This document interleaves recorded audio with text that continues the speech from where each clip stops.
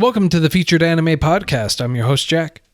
And I'm Rick. And today's choice was by Rick called Knights and Magic.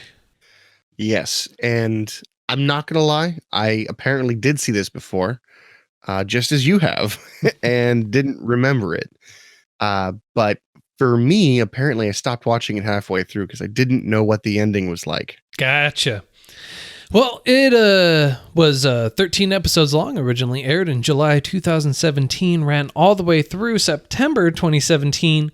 A couple of main producers, Bandai Visual, Genco, and ATX, with a studio of 8-bit. Genres are action, fantasy, mecha, school, and just a smidge of isekai.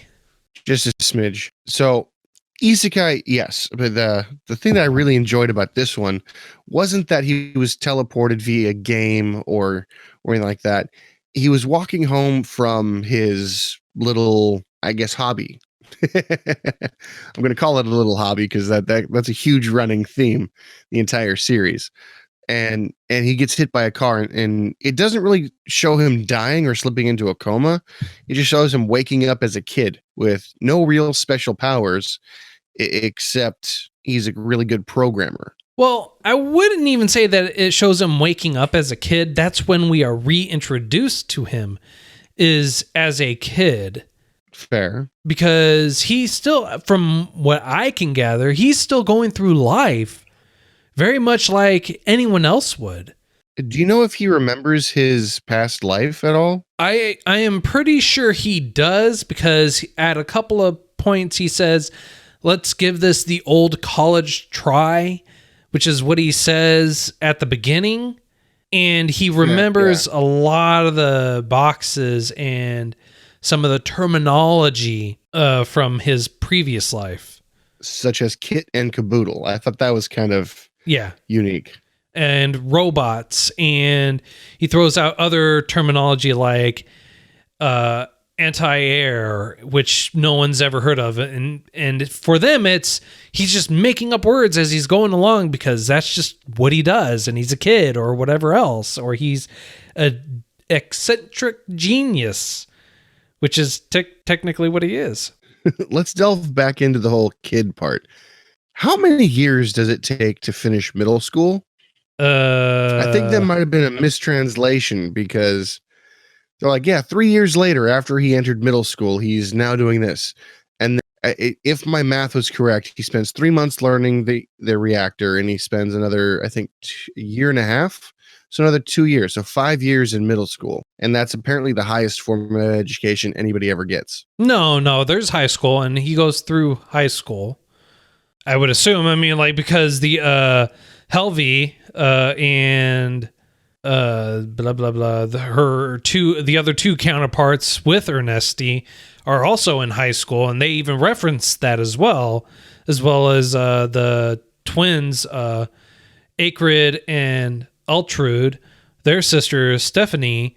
She graduates high school as well. See, I must have missed that. I thought it was when they were all graduating high school, or no, sorry, middle school. And it was just, it struck me. I'm like, that's insane. That is insane. I actually have to agree with you. But I don't know. This is one of the problems that I actually have with this show is all the time jumps that they do. They do a lot of time skips. Yeah, that threw me for a loop too, but I kind of enjoyed it because it was almost, hey, here's an important part, everything else is mundane. It's kind of like you never see anybody go to the bathroom in a movie or fill up gas in a movie. It's not exciting, it's not enthralling, so they just skip over it. Yeah, but they do it if there is a conversation to be had, or in John Wick's sense, to set up his dog being murdered. So, if there is a point to pulling into said gas station and watching homeboy fill up his gas tank, it's fair. Written in. It's fair. Yeah, but they must not have just had any of that. So it was weird because to me, there was a bunch of different like sub-story plots going on all at the same time, but we were just focused on Ernesti, like the dwarves. Where'd they come from? We know where I'm going to call them elves. They had weird ears. They were not elf ears. But they were Alf ears or Alfenheim or something like that. They were something unique, and how long they live, and they also have these cores in them as well that basically make them kind of like the demons in the world because their body is magic. And then, so when they show the map, I thought it was really interesting. You had what, 4-ish countries? I want to say maybe 5, but 4 where people were inhabiting. And then they had the one area of the map where they're like, oh yeah, this is where demons are made and monsters are made. Like, wouldn't it have been smart just to like fortify your army, go into there and stop all that from happening so you could live a normal life? Well, it's not that demons are made there. It's that a queen was traveling along there, and then she broke out another one and wanted to make a new nest to kind of make her home for that at least particular type of demon queen or whatever it is. I don't know, a giant sack carrying thing. We're hopping all over the place with this one. I mean, well, it speaks true to the anime. I mean, like, it jumps around a fair amount, but if you want to go in sequence, Ernesti in our world dies. He gets reborn. We join him at 10 years old. He sees a robot and then learns that he must learn magic to be able to become a pilot of said robot. And thus, he goes on this journey to become the greatest magician / mechanic / designer / whatever the hell else you want to throw in there, possibly to become said best robot and also make his own because it's his hobby, as he's stated to the king several times and to several other people of very varying importances as well, because it's his hobby. Yeah. And he's very greedy when it comes to his hobby. Yes. Like, he'll make awesome deals for people, and then he'll throw in some little, not necessarily jabs, but little conditions that any normal person would be like, yeah, that seems normal. But then when you listen to it, you're like, wait a second, we just sold him the house and the farm and ourselves? What? Because he'll be like, okay, I want all of the what do they call them? Night silhouettes? The silhouette knights? Yeah. Silhouette nights, yeah. I want all of those. But hang on. Wait. Before I just give you, before I take all of them, I want you to know, we'll fix it up. We'll do what we can. We'll make everything good. And then once you guys are stable and rebuild your army, I get all those back.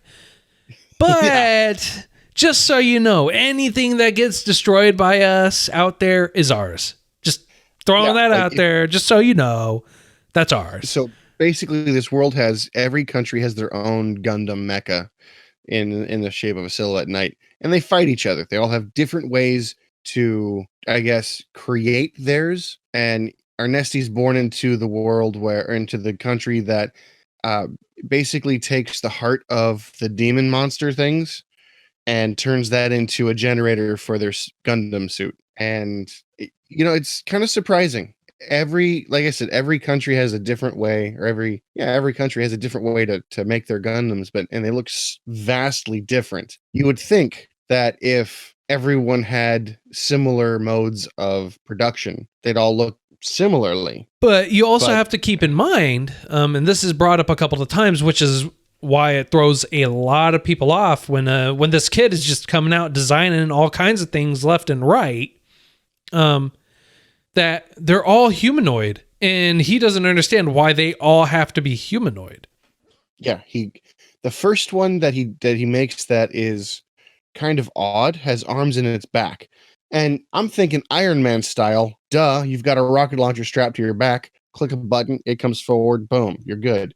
I guess they never thought of that here, and when that prototype is essentially taken away from him and brought to someone who has dedicated their life to his hobby, let's call it. And he's like, who the hell thought of this shit? Like, what's going on here? This is not something that I'm okay with. I should have thought of this. You know what? I'm going to make it better. I'm going to make this more amazing, and I'm going to do this the right way. that brings me to my next thing. Ugh, this is annoying and frustrates me every time I see it. They have the inner workings. What do they call that? Strand tinsel or whatever it is. Okay. I forget what it's called. You're talking about the magic fiber cable or whatever it is. Yeah. What about it? The thing that annoys me is the way that they built the suits up. They put the fibers inside like normal. You've got rope they're using, right? They have like regular rope around helping them move, right? Mm-hmm. You would think braided rope, like they already see, is stronger than straight rope, because obviously they're not using it. Why wouldn't they already think? Why wouldn't these masters of their craft think, oh, well, if we braided this metal stuff, it'll get stronger than if we just leave it all straight? I have an answer for that, sir. Would you like to know what it is? Absolutely. It was annoying me to no end. Yeah, plot armor. Yeah. It feels better now knowing the truth, right? It's plot armor. Yeah. It hurts a little more. So, yeah, no, I totally understand. It's, just normal thought process. You have people that are physicians and doctors and scientists, and they're going, every iteration takes hundreds of years. You've literally done leaps and bounds in the span of 1 week.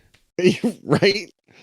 You're right. They did mention that it took like 300 years for every individual advancement, and basically people's lives. Like they've revolved around how to improve these things, and every successful new component takes around 300 years to come through. Yeah. So Kit Homeboy comes along, or an ST comes along. He's like, this robot needs arms in the back holding magic rods. And you know what? We can make it stronger. We can make it better. We can make it faster. So we're going to do this crazy thing. And then just goes off the charts and makes everything better. And then when shit hits the fan and one of them gets stolen and the country that steals it, it basically takes it and does their own little adjustments to it or whatever the hell else, right?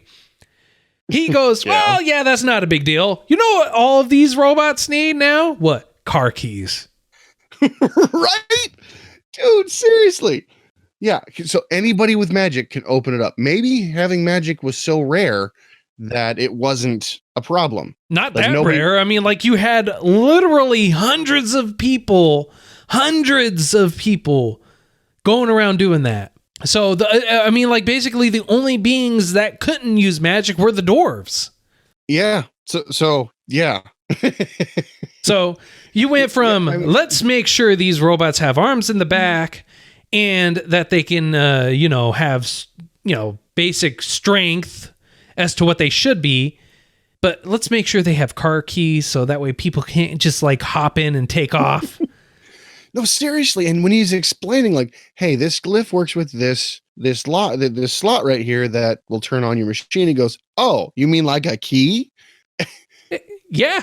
Seriously. Like, yeah, that's exactly it. And then I'm sitting here, you're sitting here probably going, if you already knew what it was and you knew how it functioned, and apparently magic is not that uncommon, anyone can learn it with enough dedication.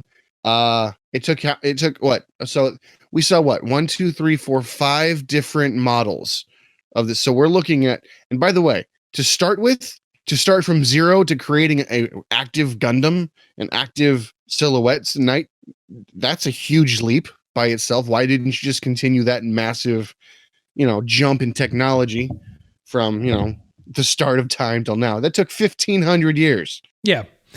And they're like, no, we don't need keys. Yeah. What? No keys are needed. I mean, like, obviously you're not going to attack each other, or no one's going to go out there and steal the stuff. I mean, like, that's ridiculous. Yeah, right. Why would humans be humans? Exist. Yeah. War.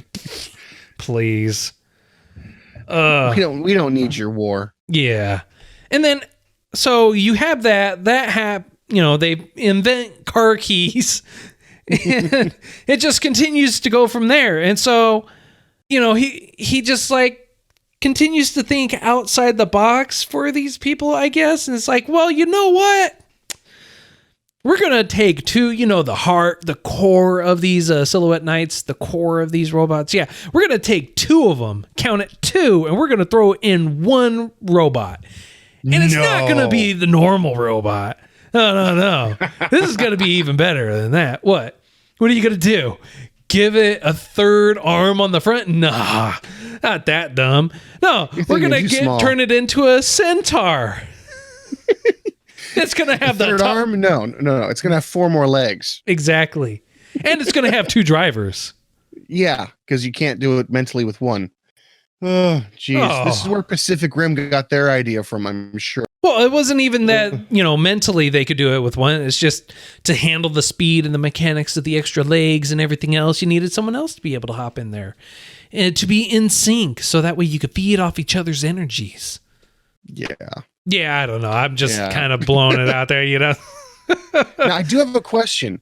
If these engines, let's call them these reactors, these hearts of beasts, demons, if they're so rare and so hard to come by to work with these big mechs, why was it so easy for our Nesty to be like, yeah, I want some more? And they're like, okay, here, unlimited supply. Here you go. Well, it's not that they're hard to come by. It's the technology for them that's hard, because these elves are the only ones that can create it.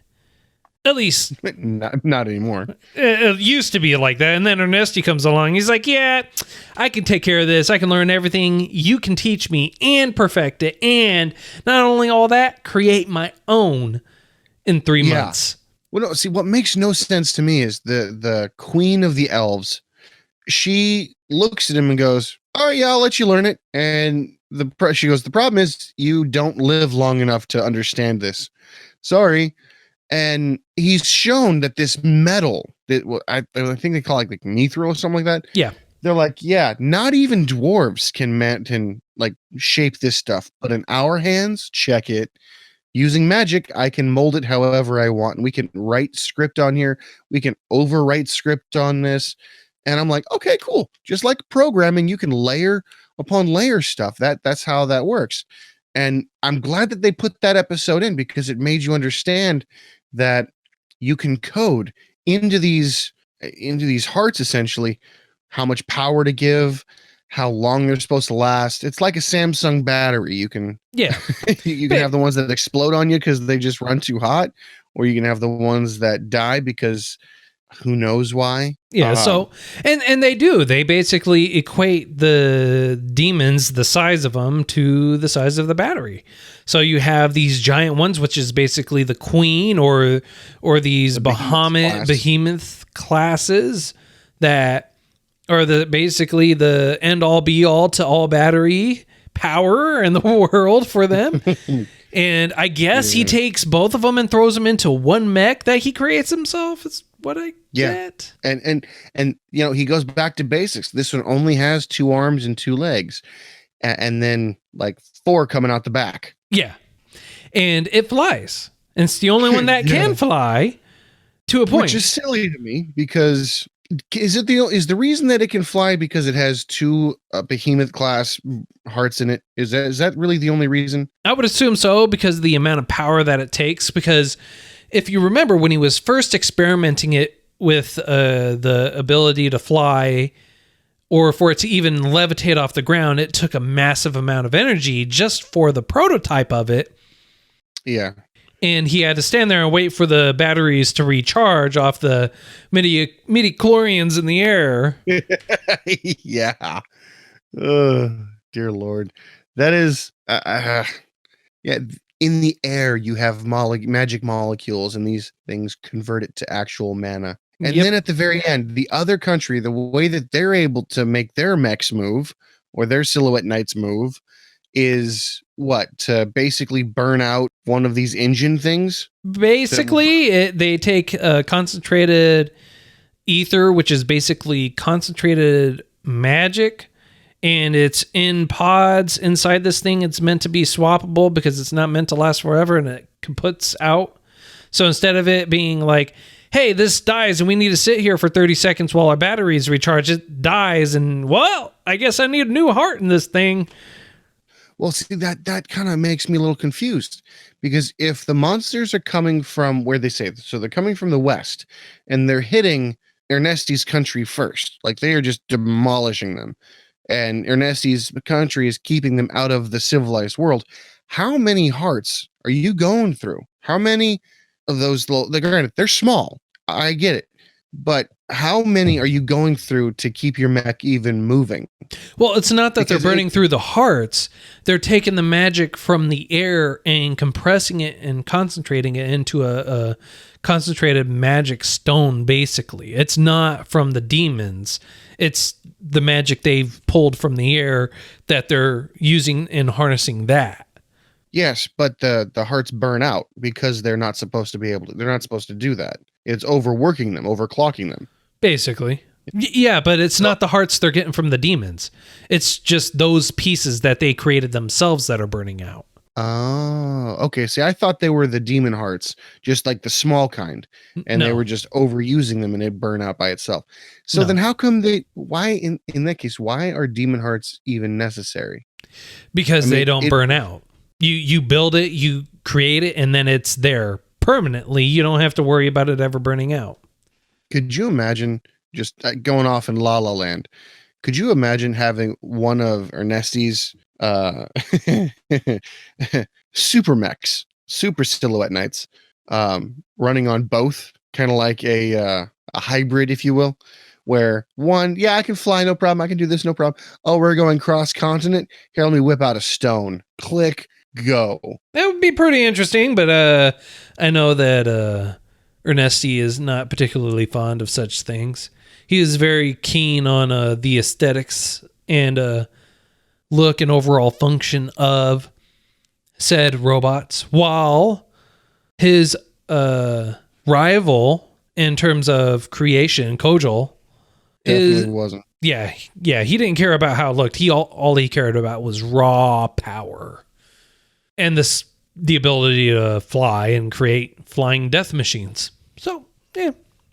I mean, like, Ernesti only cares about ground death machines, and Kojal only cares about flying death machines. So they kind of meet in the middle, and there you go. Yay, team. Yeah, I honestly thought, like, when they got through all that stuff originally, when they're like, I don't know if we have anything better to offer Ernesti as a challenge than, this horde of bulky looking silhouette knights. And then the dragon descends. Like, so Ernesti gaining flight triggered, in my opinion, the game, if it's a game, to be like, oh, hey, by the way, you've reached this level, let's unlock this opponent. And they've got this crazy looking dude that has, I wish I was joking, a square monocle inside or on top of his glasses at all times. Yep, because he needs that extra vision on his extra zoom. Right eye, because his right eye apparently is just that bad, which sucks to be him, but he's also very smart, and he even tells or says that Ernesti gaining the ability to fly and his method of it, which was through basically explosions, using magic to create explosions, which enabled him to be able to fly, as opposed to how Kojal chose to do it, which is through air magic or wind magic. He took what Ernesti had done and created the dragon, which gave it the ability to fly, because the air magic or the wind didn't have the ability or strength to be able to support that kind of mass, I guess, or provide the maneuverability and everything else as well. So, yeah, I mean, it's frustrating because if you just work together. So originally, what are we going to call that kingdom? Because I couldn't pronounce it. I tried several times. The kingdom that advanced on everybody, the ones that had purple hair. Z. We'll just call it Z because God knows how I'm going to try and pronounce it. All right. So Z states that originally everyone was part of one country, which I assume is why you've got everyone with the base model of a silhouette knight. And then they separated. Probably because they're like, mine's better. No, mine's better.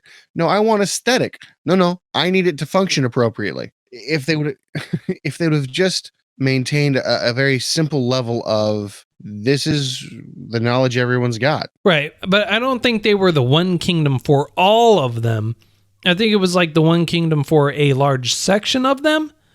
Maybe. Possibly. Okay. I don't know. They didn't go into too much detail, and they did not do any proper explanations. Just throwing that out there. Very, very true. But I don't know, people, it was kind of cool. Makes me wonder if there's any other races out there, because you've got the dwarves, the olives. They're not elves, they're olives. Whatever. They're unique creatures with unique eyes. and very long ears. Yeah, on the front. And demons and humans. I wonder how many other potential creatures there could be. Well, you got the birds and the bees and the flowers and the trees.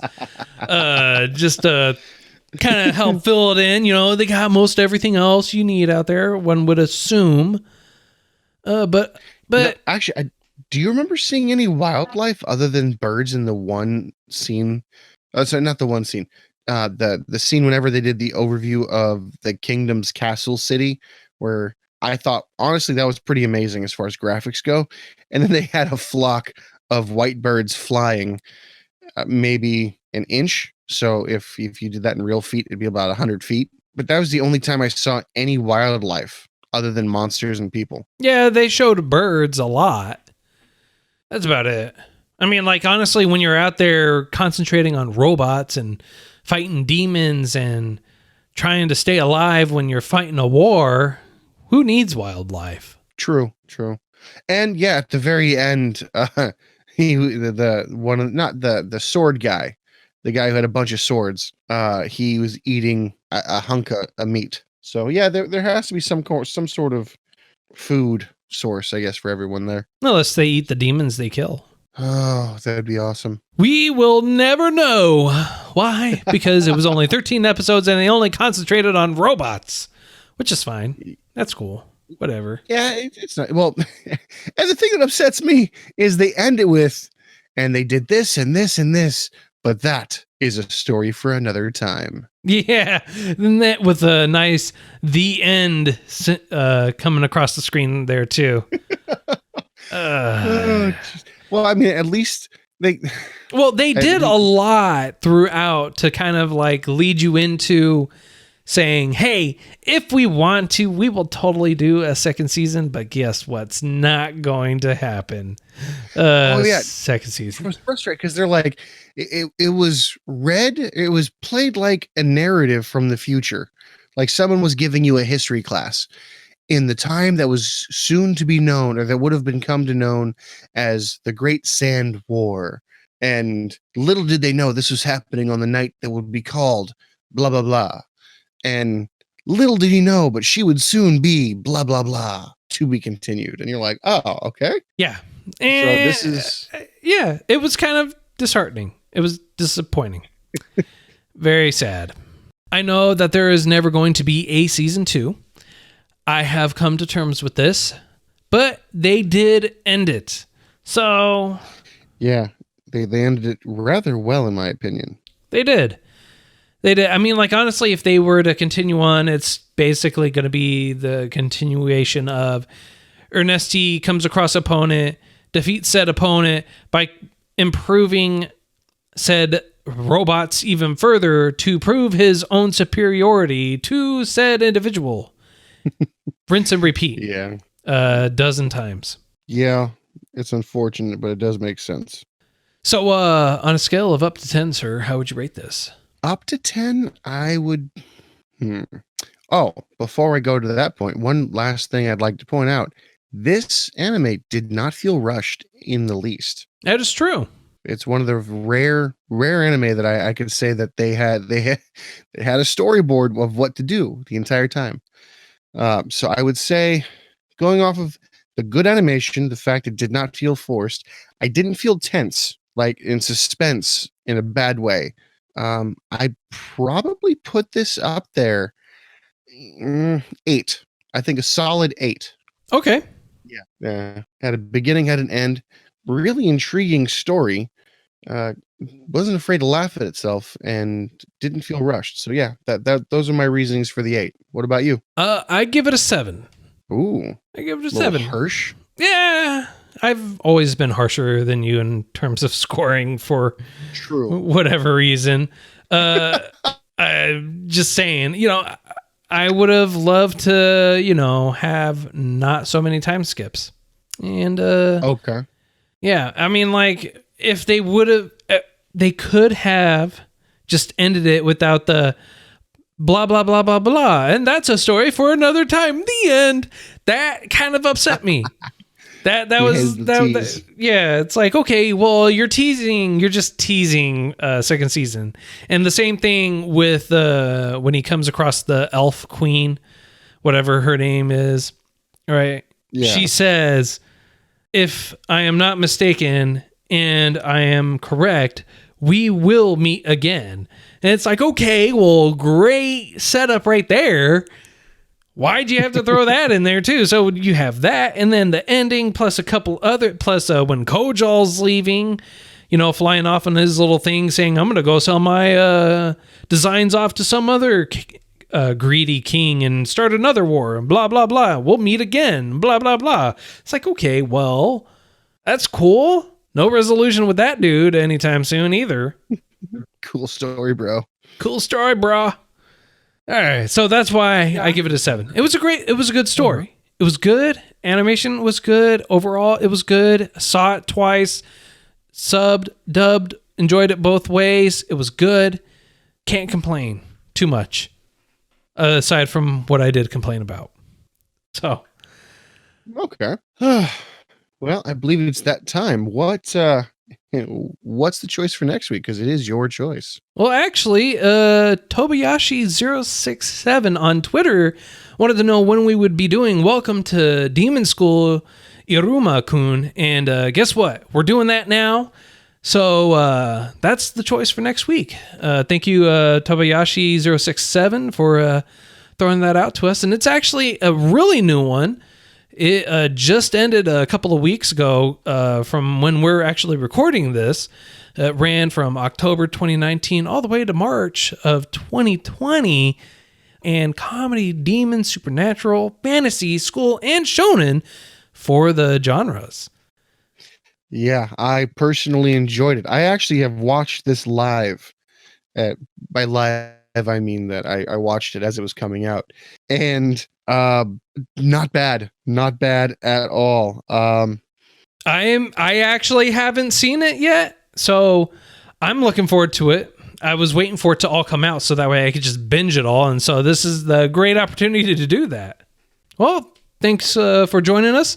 If you have any recommendations on what we should watch next, feel free to reach out to us. You can reach us at featuredanimepodcast@gmail.com, at Those Anime Guys on Twitter, Featured Anime Podcast on Facebook, and we have our Discord link in the show notes, so feel free to reach out to us there. Or if you happen to be watching this or listening to this on YouTube, leave it in the comment section and let us know. Until next time, I'm Jack. I'm Rick, and we'll see you next time.